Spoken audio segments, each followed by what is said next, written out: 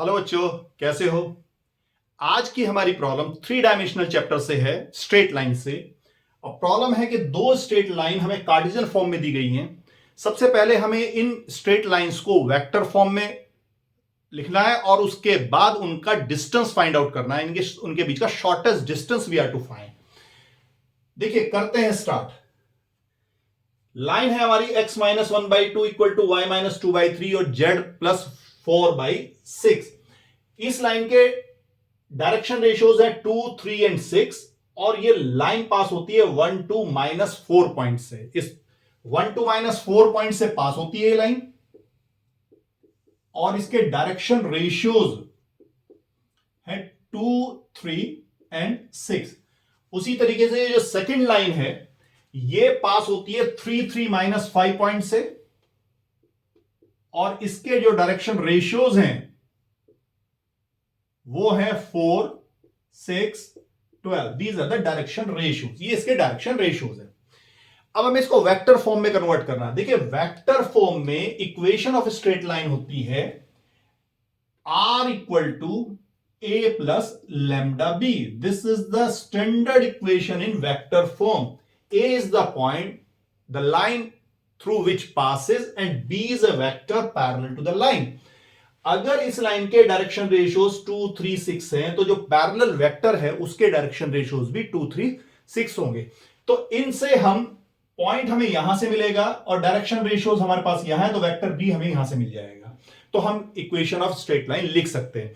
चलो देखिए, first straight line को अगर हम लिखना चाहते हैं तो a1, first straight line passes through the point a1 जिसका पोजीशन वेक्टर है और ये 1 2 -4 पॉइंट से पास होते हैं। तो a1 वेक्टर होगा i plus 2j minus 4k और जो b1 वेक्टर होगा पैरेलल वेक्टर, क्योंकि डायरेक्शन रेशियोज 2, 3, 6 हैं तो ये होगा 2i plus 3j plus 6k। This is parallel vector.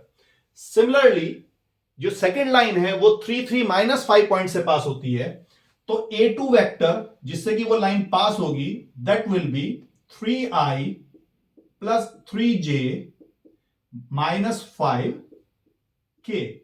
और ये है डायरेक्शन रेशियोज 2, 4, 6 एंड 12। ये डायरेक्शन रेशियोज को हम 2, 3, 6 भी लिख सकते हैं। 2, 3, 6 भी हम लिख सकते हैं। ये डायरेक्शन रेशियोज को 2 से अगर डिवाइड कर दें। एक बड़ी इंटरेस्टिंग बात हुई है कि यहां जो फर्स्ट स्ट्रेट लाइन है उसके डायरेक्शन रेशियोज भी 2, 3, 6 हैं और यहां भी जो डायरेक्शन रेशियोज हैं वो 2, 3, 6 हैं। तो जो b2 वेक्टर होगा वो सेम वेक्टर होगा b1 के। तो ये होगा 2i plus 3j plus 6k। ठीक है, तो equation of straight line, equation of first line, equation of first line, line की इक्वेशन होती है r equal to a plus lambda b. तो ये हो जाएगा vector r is equal to first line a1 यानी कि i plus 2j minus 4k plus lambda times b1 vector. b1 vector is 2i plus 3j plus 6k vector. This is the vector equation of first straight line. Equation of second straight line, second line की equation क्या होगी? r equal to a2 plus mu b2। तो ये हो जाएगा r equal to a2, a2 is what? a2 is 3i plus 3j minus 5k vector plus mu times, और जो b2 vector है वो सेम है जो b1 वेक्टर था हमारा। तो that will be 2i plus 3j plus 6k। ये हो गई हमारी सेकेंड स्ट्रेट लाइन की वेक्टर इक्वेशन। तो ये वेक्टर फॉर्म में हमारे पास आ गई दो स्ट्रेट लाइन की इक्वेशंस को। जो सेकंड पार्ट है वो कहता है कि hence find the distance between them. Hence find का मतलब होता है कि जो हम कर चुके हैं जहां तक इसी से आगे बढ़ना है। अगर ये वर्ड हेंस नहीं होता यहां पर तो फिर हमारी मर्जी थी कि हम किसी भी तरीके से उसको फाइंड आउट कर सकते हैं। कार्टेशियन फॉर्म में भी हम उसकी डिस्टेंस निकाल सकते थे, लेकिन क्योंकि अब हेंस फाइंड यूज किया है तो जो वेक्टर इक्वेशन आ चुकी है उसी से ही हम इसकी डिस्टेंस दो स्ट्रेट लाइंस की फाइंड आउट करेंगे। देखिए जरा, एक चीज ध्यान देने वाली यहां पर ये है कि ये जो दो वेक्टर हैं ये सिमिलर वेक्टर है, पैरेलल वेक्टर, दोनों स्ट्रेट लाइन सेम वेक्टर के पैरेलल है। It means lines are parallel, ये लाइन पैरेलल लाइन है। तो shortest distance between two lines, तो जो पैरेलल लाइन होती है उसमें सभी जगह जो उनका डिस्टेंस होगा वो सेम डिस्टेंस होगा। तो शॉर्टेस्ट डिस्टेंस बोले या डिस्टेंस बोले, तो डिस्टेंस बिटवीन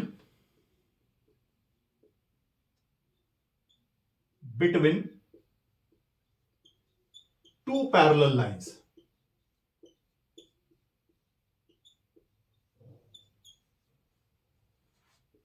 देखिए लाइंस के दो पैरेलल लाइंस के बीच का डिस्टेंस क्या होता है, तो डिस्टेंस को अगर हम P से रिप्रेजेंट कर लें तो that will be A2 minus A1 cross B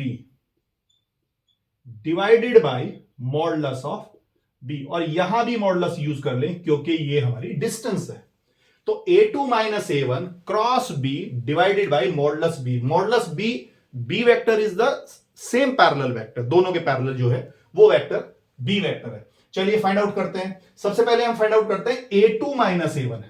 तो A2 minus A1 this will become, यहां से देखें ये A1 वेक्टर है, ये A2 vector, 3i minus i 2i हो जाएगा। तो दिस विल बी 2i, ये 2i vector, 3j minus 2j this will become 3j minus 2j this will become j vector, और ये है -5k माइनस 4k, तो ये माइनस k हो जाएगा, this will B minus k vector. और जो b वेक्टर है वो वही वेक्टर है जो b1 और b2 है, सेम वेक्टर। तो A2 minus A1 cross B, अब हम फाइंड आउट करेंगे A2 minus A1 cross B vector, this will B determinant I J K। A2 minus A1 ये 2 1 माइनस 1, और B वेक्टर है हमारा 2 3 6, तो this will be 2 3 6 equal to, now इसको simplify कर लेते हैं, I डिटरमिनेंट को सिंप्लीफाई कर लेते हैं, I दिस 6 प्लस 3 हो जाएगा, 6 प्लस 3 9i, तो ये बन गया 9i। सेकेंड माइनस होगा माइनस j, ये होगा 12 और -2 प्लस 2 हो जाएगा, 12 प्लस 2 14, तो ये minus 14 j vector plus k, ये रो ये कॉलम लेंगे तो ये 6 माइनस 2 4k, तो प्लस 4k वेक्टर। ठीक है, now modulus of A2 minus A1 cross B is equal to under root of 9 square 81 plus 14 square 196 plus 4 square 16। देखिए ये है 196 और ये है 16, तो 4 यहां से ले 200 हो गया, यहां बचा है 12 और 81 ये है तो 293 हो गया। तो this is under root of 293। Now modulus of b vector, modulus of b vector is under root of, ये मॉडुलस बी वेक्टर है, यहां पर 2 3 6 इसके डायरेक्शन रेशियोज हैं, तो ये हो जाएगा 2 स्क्वायर 4 3 2 स्क्वायर 9 प्लस 6 36, तो दिस विल बिकम 49 और अंडर रूट लेंगे तो दिस ये हो जाएगा आपका 7।